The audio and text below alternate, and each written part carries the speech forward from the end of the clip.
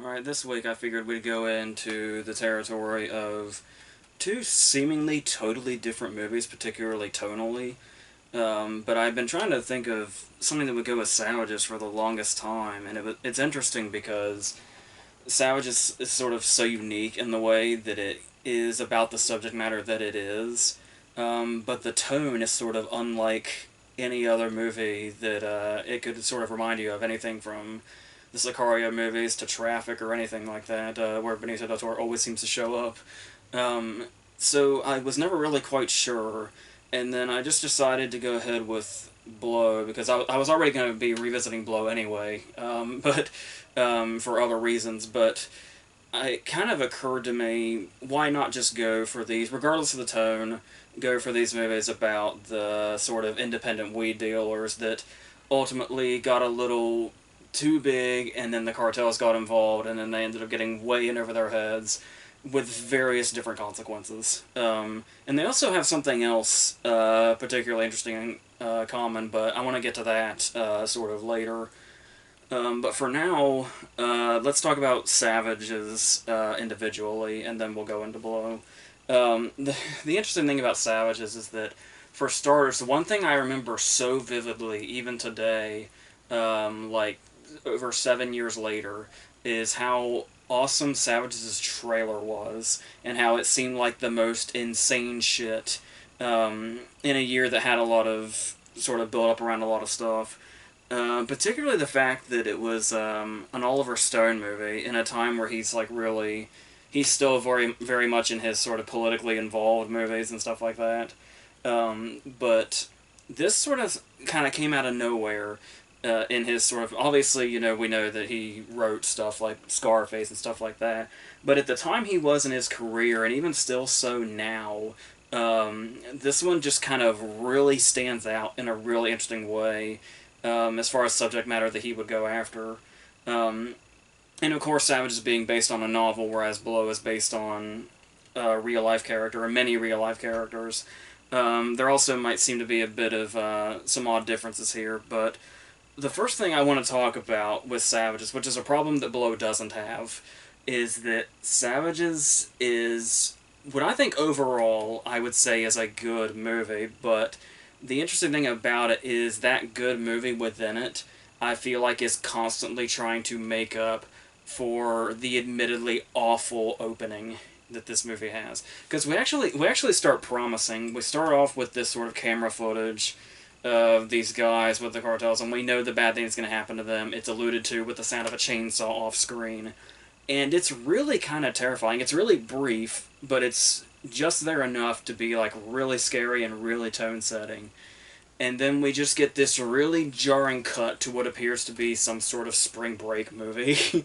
And I get that that cut is probably intentional, to sort of show the lifestyle of Ben and Sean clashing with what the cartels bring to us. But even so, we really start off with O, and we get a narration from her, and this whole thing is like some of the worst opening dialogue in a movie that you can find. Almost to the point that it seems intentional, but I don't know if I can give them that much of the benefit of the doubt. And it's honestly not the dialogue throughout the movie or the dialogue within the scene. It is strictly O's narration, where it seemed like they conjured up some of the worst dialogue they possibly could, where we immediately get the awkward sex scene between O and Sean, where she explains that he's basically trying to fuck the war out of himself, and while she has orgasms, he has wargasms. Like I said, it almost sounds like intentional parody, but parody of what? And I think it's really trying to show like the gritty nature in Sean's character with this, and it doesn't really, it, like, if anything, it does all the characters a disservice. And then we go into her doing the drugs, and it's dope is supposed to be bad, but in a bad world, it's good. And it's like, who the fuck? Okay, maybe she's supposed to sound like you see how you keep trying to give it the benefit of the doubt. It's like maybe there's a reason the dialogue is this shitty. There has to be. And it's like, so maybe it's sort of her, like, you know, naive, almost surfer girl like way of speaking, to where it's intentional. But it just keeps going. And another thing that doesn't really work, and I've heard some people say this is actually a good thing, but I actually also don't care for O straight up saying in the narration, just because I'm talking to you now doesn't mean I'm alive at the end of this.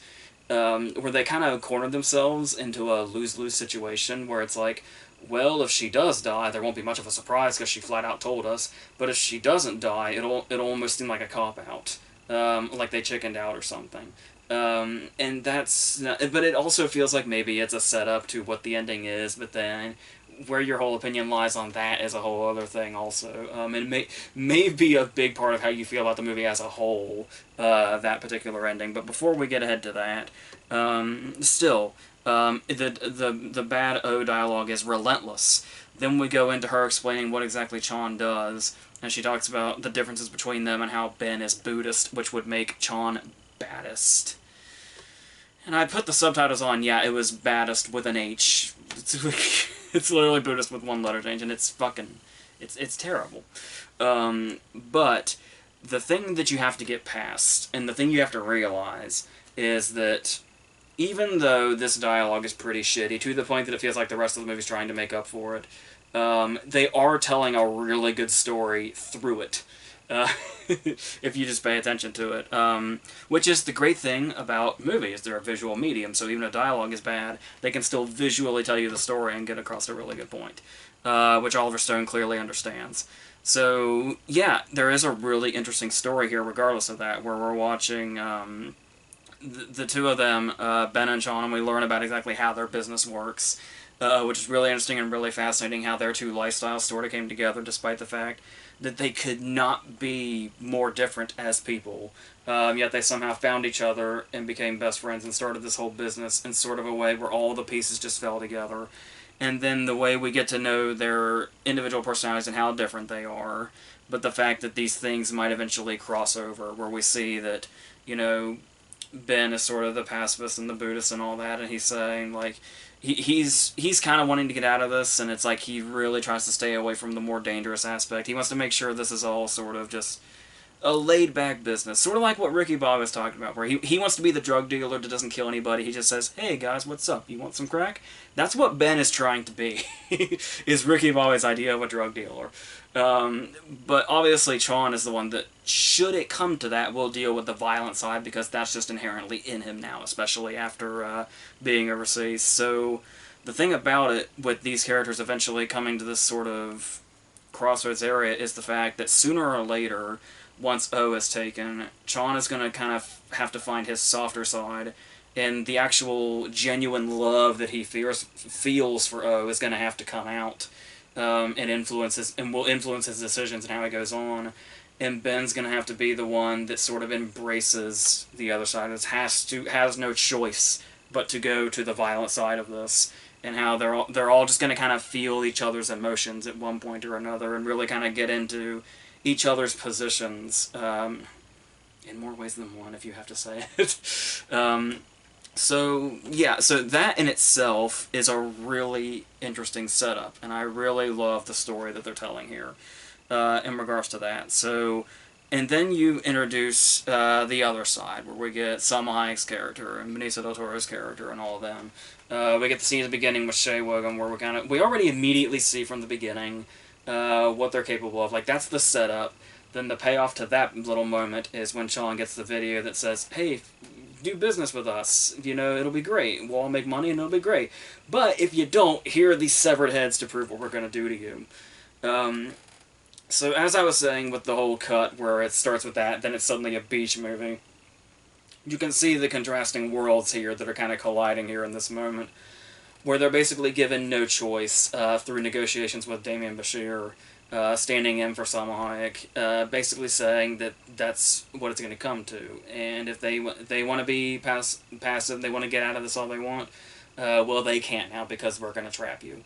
But then once we see the way they see each other, is where the movie really gets interesting and where the title comes into play, because we see that obviously it's very easy to see why Ben and John would say, oh my god, they're savages, you know, they're cutting people's heads off over, you know, after forcing people into business and all that. But then we're watching Lotto drive around, Benicio del Toro's character, who we saw in the Show Williams scene what they're capable of when he, you know, takes them, and his whole supposed yard work thing is just this big thing to dispose of people. And realizes even their own guy starts fucking puking. That's how fucking terrible they are and the things they do are. But then the second Lotto learns that they're two guys that share O, that in itself is enough to make Lotto say, oh my god, they're savages. It's like the different sort of perspectives these people have in regards to what is considered like barbaric and sort of out of place is really interesting, especially when you're getting into the mindset of people like the characters like Salma Hayek and Del Toro are playing. So getting those two different perspectives is something that's really interesting that this movie does. And so, as I was talking about in regards to this movie being like, its tone is sort of hard to put down because it's obviously really, you know, aggressive material and like really graphic in the way it shows it. It's not shying away from anything. But I keep wanting to say it's almost got a light tone to it when you compare it to something like Sicario or Traffic or something. There's almost like a I never quite get there, but a borderline comedic tone. And like I said, you can maybe find, you know, like humor and like some of the irony in regards to where the morality of the different characters stands and how they view each other. But still, there's something so, and I'm guessing it's because the movie's so high energy. Like very much, like it's one of those cases where it really sticks out in Stone's filmography. Yet as you're watching it, you can totally pinpoint his style and see like his different sort of trademarks and that sort of frenetic style that he has. But like I said, he's usually telling, you know, more political themed or, you know, true story type stuff. But here, he can basically go as wild as he wants to with this material. And like I said, the movie feels visceral enough as it is on the subject matter alone. And it's like you add Oliver Stone's style to it. And then you've got a whole new monster. And throwing all these characters into it also. Like Del Toro's character in particular. When it's like, he's obviously got that sort of, I feel like more so the more violent parts of his character are more so implied than anything else, which is really interesting because when we do actually see him, we get stuff to appreciate more. Like, we don't really think about, like, oh, you know, he's so vicious, or he does these horrible things, or he, you know, conducts these horrible things to happen. You think more of stuff like when Sean says, you want us to eat your shit and call it caviar. Just his little reaction to that. And it's those little subtle things that Del Toro does that are what stick with you about this character. Despite the, you know, much bigger things he's doing. Which kind of makes him the sort of perfect casting choice, because he also goes hand in hand with what Travolta's doing here. Travolta, the DEA agent who is, and this is another part of, Travolta has, like, you can say Travolta phones it in a lot in some of his performances or whatever, but there is nothing like when Travolta plays somebody who has, like, no moral ground or very limited moral ground, because you can tell he's just having so much fun with it, and this is one of those roles, again, for him. Where Dennis is one of those characters where he's like, both he and Lotto are kind of the same in the sense that they don't really work for anybody. They work for themselves, which makes them incredibly unpredictable. And the fact that you've got this, you know, these circumstances with such dire consequences, like these horrible, terrible things are happening to people, and there's constant threats happening, and we know what all is at stake, you know, multiple lives and vicious, horrible death and all that. And it's like in the middle of that, you've got these two characters that just don't give a fuck about anything but themselves, and they're gonna play either side, whatever happens to work for them at the time, and just throwing everything into chaos. And that's... So that adds like a whole unpredictable layer to the movie whenever one of them is on screen, because you never know what direction they're going to play or what direction they're going to go. And it's amazing, especially in the moment when they have like a scene together. It's like my favorite scene in the movie. um, I still remember in my head the big laugh it got when I saw it in theaters when Del Toro says, "Stop telling me to think." Just the two of them playing off each other is amazing. I kind of want more of it too. I know the movie's already 2 hours and 10 minutes, but I could have used more of just Lotto and Dennis together. So on that also we do have Salma Hayek as basically our main villain, and she does get the chance. I almost feel like they built up that she could have gone super duper over the top, like full on campy, and I almost feel like the movie is sort of missing something with her character that she doesn't quite go there. But like she's just almost cartoonish enough that it feels like they should have. They just should have just taken the extra step. But she's still fun. There's something very. I like the contrast between how she feels like a very old fashioned villain, yet at the same time her whole business is like extremely tech savvy. I thought it was a really interesting sort of way to do that, and then yeah, just the constant threat that she feels like, where we have the scene where goes to the mall at a time where she really probably shouldn't be. But they just, I guess, they just figure, oh, she's got a guy with her, she'll be fine. A guy that meets his end before they even pull out anywhere. But the way this scene happens and the way like everything seems to be closing in very quickly around her, and we've got the addition of her daughter too, which if you're seeing the movie for the first time, it's probably a bit confusing, and it's just like disorienting the way it's cutting around to everything. But I think that disorientation really helps the way it's sort of closing in around O. And it's so effective, and Stone knew that I like the fact that we don't even see her taken. It's like we just see everything closing in around her more and more as it goes on, and then it just cuts away, and then the next time we see her, she's already in Lotto's possession. So I really like the way that's done. Like I said, that a director like Stone had this enough that had such a grasp on this, and the fact that they got somebody of his caliber to do it, is able to add those touches that otherwise would have probably had something more overbearing in it than more sort of spelling it out sort of way. So yeah, and then just that whole thing about I said I really can't get enough of that either. Just that whole thing of being like obliviously sort of cornered. It's just something that's so nerve-wracking and anxiety-inducing, which are emotions that this movie is going to amp up a lot. And that comes into play also when you talk about sort of how fast the pacing is. And not just, the movie itself, but like particular moments where it's like when they get there after O's been taken and they're going to set up like a first meeting here, and they're given 5 hours. And so there's like a clock that we see that's going to count that down. But the thing about that's interesting, that shows you like the real urgency of this, is you think, well, it's something that they don't need a lot of build up to because it's just, what it is. But still, it's like you've got 5 hours and we see a clock that's counting down 5 hours, and you think, all right, so a big chunk of the movie now is going to be a countdown, right? And it's like eventually we're going to get to a point where it's getting smaller and smaller. But the movie kind of cuts out the middleman here, and that clock jumps from 5 hours to 6 minutes from one scene to the next. And then that 6 minutes turns to 2 minutes. And then that's the whole thing where, like, there's the cop behind them, and they've got all the drugs on them, and it's like, is the cop going to stop them? Is he not? If he does, will he see the drugs? If he does, is Chong going to kill him? If Chong kills him, what's going to happen? And then the cop just drives by, and it's like that whole sort of the way this movie builds tension will also remain like, because there are movies I've talked about this a lot with straight to video directors, where they think a lot of cutting and a lot of just making the movie look really visceral and frenetic is just gonna make tension by itself, when all it does is just be annoying and there's no tension whatsoever.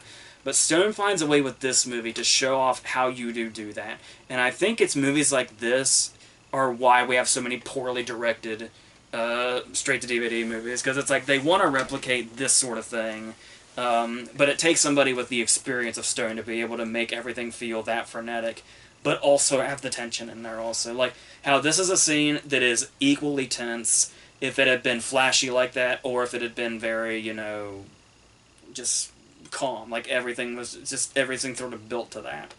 And so that's really well done. And there's some stuff that does feel like they don't quite deliver. There's the whole thing about how O builds up her mom a lot. like her mom was going to be like this really big deal or this big reveal or whatever. And of course, it's to my understanding that Uma Thurman did actually play her in scenes that were cut. But it still felt like the way she kept mentioning her mom as if it was a big deal, kind of felt like it was building to something that just ultimately isn't there. But we will come back to that. So yes, and yeah, like I said, that's what I love about this movie. Really, is like how you kind of just can't put it in one box because it's like it's really kind of hard to identify. The tone is consistent, but when you think back on it and analyze it, it doesn't seem like it should be. Because there's so much savagery, if you will, and all the violence and all that, and there's stuff that feels like almost tragic. There's stuff that's like really stomach turning and intense and all that. Yet, like I said, it almost has like a light tone in regards to just how much energy it has, which is really insane. Now, I do want to stop with Savages here, so we're going to talk about Blow, but I am going to come back to Savages. So as far as Blow goes, this is sort of a different case where while Ben and Sean got more and more in over their heads, the more they wanted to leave the business. George Young was a guy that kept going the more obvious route. Got more and more over his head, the more he couldn't pull himself away from the business. But there's a whole big span of stuff here, starting with the whole opening where it's... Now, of course, it's going to be... we're introduced to Ray Liotta playing his dad and Ray Liotta playing his mom, who are both amazing in this. But the thing about this is that, yeah, there could be a sense... This is... the director of this is Ted Demme, one of the really promising directors that we lost way too soon. Just 2 years before this, he had done Life with Eddie Murphy, which I still stand by as one of the best prison movies ever made. It doesn't get that acknowledgement enough.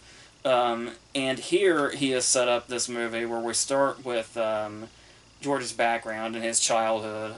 We see exactly how he came to real... He learns a lesson from Ray Liotta that he ultimately learns way too late, which is to not put too much emphasis on money being important in life. Well, of course, it does certainly have its place in regards to you finding, like, a sort of grounding, but there's still a lesson here that we know is really important, but we know is going to get away from George because that's what happens in these movies. But, of course, when we're getting George's narration and we see Ray Liotta there and all that, yes, it is going to feel very much like the opening scenes with Henry Hill and Goodfellas, which I'm sure is totally intentional. But the interesting thing that he does here is the way he shows this stuff, to where it looks like it's got an almost... I'm not quite sure what you call that. It's not quite saturated, but there's a look to these scenes from George's childhood that make them sort of look like a memory of sorts. Almost like a cross between watching a whole movie and actually seeing a memory in somebody's mind, which I thought was a really interesting sort of technique to do that, and introduce us to the character in his life. And the lessons that would ultimately get away from him. So, once we do that, we end up spanning through, I think, 3 different decades. We kind of start in the 60s, go through the 70s, end up at the 80s. And we see George's lifestyle change very, very quickly. To the point that we actually feel just how much it sort of... Like, how easily... We can sense how easily it got away from him because of just how quickly everything happens. Where they just meet, a few girls, they come up with one plan, and all it takes is that one plan, and they're fucking rich like that. And then it just keeps building and building until it's totally out of their control before they even realize what's happened. Only cut short by his first, his girlfriend or wife, Frankie Batente from Run Lola Run, and The Bourne Identity.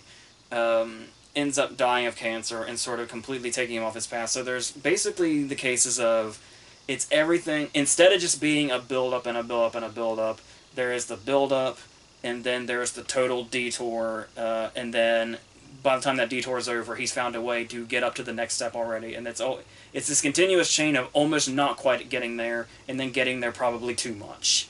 So it was always going to be, either way, just felt like this doomed chain that he just couldn't get out of. So then we see all the different characters he meets. Obviously, his middleman is Derek For Real, who is Paul Reubens, and I would say if Paul Rubens did not have his little scandal about 10 years prior to this, that this would have been the death of a lot of people's innocence, seeing Pee Wee Herman as a drug dealer. Uh, Luckily, his scandal got to it first, so by the time this came out, it was like, alright, yeah, I totally buy Paul Rubens as a hairdresser turned drug dealer, why not? Especially with the hair and the way he dresses and all that. And it's one of those cases where I kind of wish we had sort of more side characters like that. Like another scene I really love is the Bob Guy Goldthwait scene, um, where they learn that they're gonna have all this stuff, and it's like Paul Rubens says, "I'm gonna need a year to sell all this. There's no way I can do this," and they sell it in 36 hours. And just that little interaction they have with Bob Guy Goldthwait, I kind of would have thought. I thought they could have really handled that with like scenes with them doing business with colorful side characters. I think could have been this sort of nice recurring thing throughout the movie and introduced a lot more sort of, I guess, the energy, maybe not the energy that Savages has, but a sort of energy to it that's not quite here, because obviously the main focus is George himself, and the thing about George is that, and I don't want it to seem like any like sympathy is seeping in here or anything, but it's the idea that this is a guy that was basically, when you really look at him, he's a guy that was just sort of defined by his riches and seemingly not much else, at least the way the movie portrays him. And it's like, the way that, I mean, I guess you could also say maybe this is intentional, but I'm not thinking so, because it is kind of seemed like one of those movies that sort of wanted to take the more sort of 70s approach about seeing the drug dealer ultimately rise and, you know, really show that off, and then ultimately see his fall. But it seems like the movie does have a particular sympathy for him, which may ultimately be where the movie sort of falls short in the story that it could have told. Because when you look at it, you could look at it as a way of saying, this is a guy that's like, when I say he was sort of defined by his riches, it's like when we see him look at, you know, in his clothes and, you know, his hair, like he started off with Derek Real saying he looked like a Ken doll, which is sort of the uh, perfect conclusion to come to. But then by the 70s, he just pretty much had that look about him, but then it's like, that's when you realize that the riches made him seem more interesting than he was. When you like really look at his character, and it's like they do try to throw those things in there. Like they try to do the thing where he looks like he's sort of suave, like a guy that would be played by Johnny Depp. Like when they're in the courtroom and he tries to like sweet talk the judge, and then the moment that I love when the judge seems to be like sort of falling into his trap and then just says no, fuck you. And then there's the scene towards the end. After they captured him again, and it's when he's basically giving them his own fuck you. When he's in the interrogation room and he puts his cigarette out, but he puts his cigarette out next to the ashtray instead of in it. And it's like stuff like that, like stuff with the courtroom and the guy that puts his cigarette out next to the ashtray instead of in it. Those two moments seem like they were from a much more interesting person and a much more lively character to watch.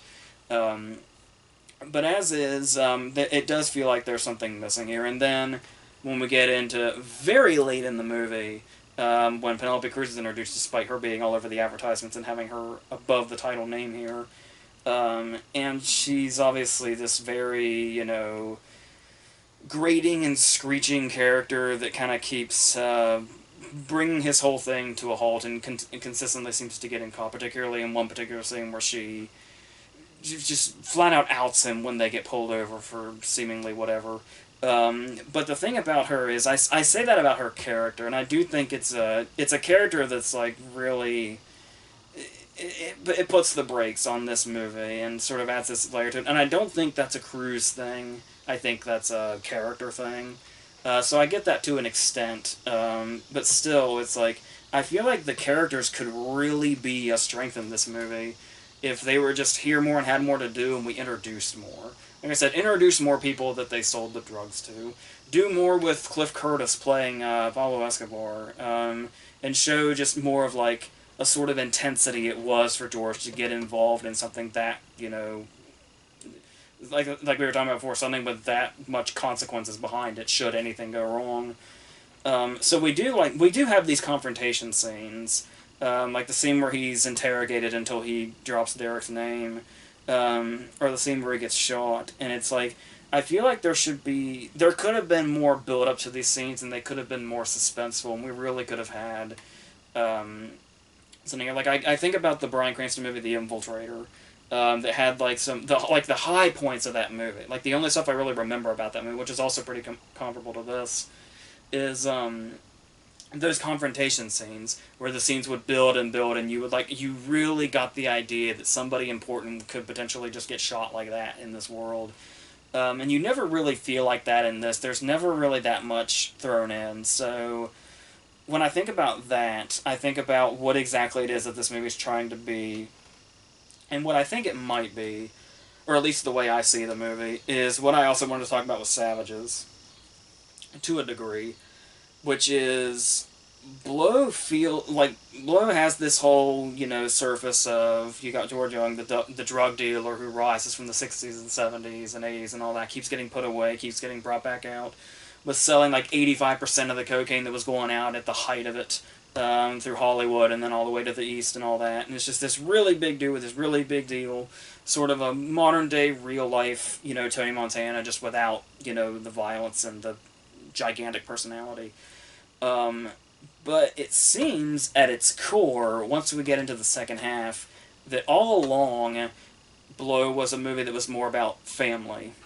When we keep we had the flashbacks to Ray Liotta trying to, get him and going in the right direction, and the sort of standoffish relationship he had with Rachel Griffiths. At one point, she rats him out to the cops. And it's just kind of him constantly trying to come to terms with them.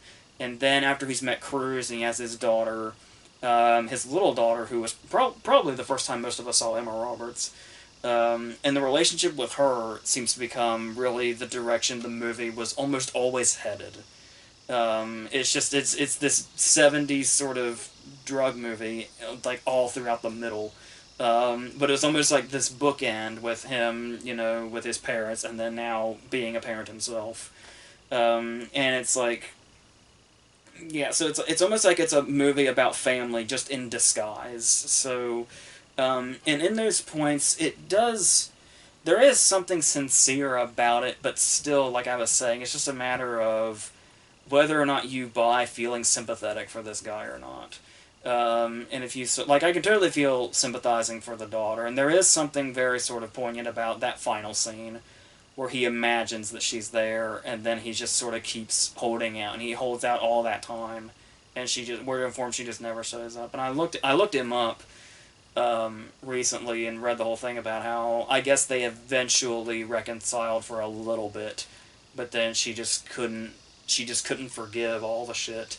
And they lost touch again. He got arrested like a couple more times, and it's like it just also sort of takes it like it was always going to be this endless cycle with this guy, and it's like if you're not, but that's the thing too about movies and about these characters is you don't necessarily have to sympathize with them to still feel like there's something in the movie worth telling or something entertaining enough about the movie.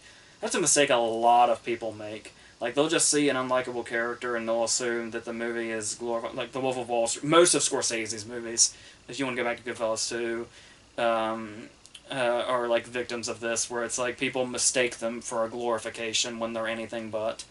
And it's like they only see one part of it, but I have a hard time seeing the part in this movie that really just sort of, not that they need to spell it out blatantly, but anything that says this is not a glorification whatsoever, and this guy deserves everything that's happening to him. Like, it almost feels like the movie's playing it as straight-up tragedy, that he pretty much lost his relationship with his daughter when we saw him go to that deal, and, like, we knew it was going to happen. We saw Kevin Gage there.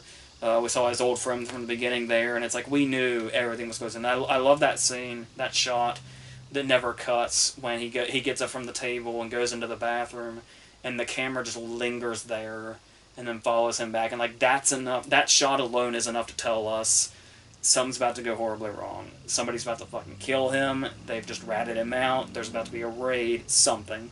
Which, of course, does come true. But, yeah, so that's the thing, is it's kind of hard to tell where the movie stands. And I feel like even if you can take your own interpretation, you can see it as glorifying it or not glorifying it, as long as you feel something solidified. And this movie doesn't really. There's just such a gray area about everything, and it's like, is it being too easy on him, or is it showing us that, if you try this lifestyle, that'll be you just walking around prison by yourself, hoping your daughter shows up when she never will because she fucking hates you because you abandoned her for this shit. When you had more than enough to live off of for the rest of your fucking life. But yeah, so it's really hard to say. And talking about that with savages as well, and it's like you have all these characters that do all these horrible things. Each one sees the other as savages, but the interesting thing Savages does is showing the sort of other sides of those characters, even when it seems like you wouldn't necessarily welcome that sort of thing. And of course, it might be easier to say that about Savages than about Blow because Savage is a fictional story with fictional characters. But that's obviously, it's not like this stuff doesn't happen. But the way they handle their individual characters, like the stuff we have with Elaine and her daughter, how Elaine is built up to be like the ultimate villain of this movie, but then there is almost something that you feel when, like Blow, her daughter says, you got me into this, get away from me, I never want to see you again, and runs away from her. And then there's the whole thing with Lotto, where the last time, after everything we know that he's capable of, the last time we see him, he's at a Little League game cheering on a child. Then there's the whole thing with Dennis. Dennis was one of those, chaos people that just, went at it for himself and just let all this horrible shit happen. It didn't matter. And with this plot line, we kind of built up with him about his dying wife. And we get that one shot of him, like, next to her deathbed, and it's like, the way the movie sort of goes out of its way to show that regardless of how savage these people are, that they do have these human sides. And I feel like that's not necessarily to say, oh, they do this stuff, but you can also sympathize with them. I don't think it's asking for sympathy. I think it's just saying that most people have these sides of them. You can meet the most fucking repulsive, disgusting, dark soul in your entire life, and it's like, they may very well have at least one thing in their life that makes them like the good person they could have been in another life, but instead they're the horrible person they are that just has this one thing. And it really adds different layers to the characters. And like I said, it's not necessarily like you have to feel for the characters, but you appreciate the story having characters like that with those multiple sides and like having different rounds to them. So yeah, which is something you don't get a lot in Blow, which is interesting because Blow is about real people, and there's a lot more likely of a chance that real people are going to have those sides, multiple sides, as opposed to fictional characters. But yeah, somehow I get a lot more of that in Savages, and so like I said, it's more like also that Blow kind of starts to... Like, I actually think, even being a true story, they still could have pulled this off easily, because many movies have done it, especially in that era. They could have totally made this the story that it is, and stayed true to the true story, but made it feel almost like a crime movie from the 70s, and what a big portion of the era the movie's actually set in. And it could have benefited from that. But instead it feels like it goes more into the biopic territory that it actually is, which is significantly less interesting, and as we said, doesn't have near the energy that Savages does. Not that many movies could, but the fact that there is something that could have been added to Blow, I think, by having it feel a bit more, I guess, cinematic and energetic, but also keeping in line with, the character himself and not deviating too much from the facts or whatever the facts may be.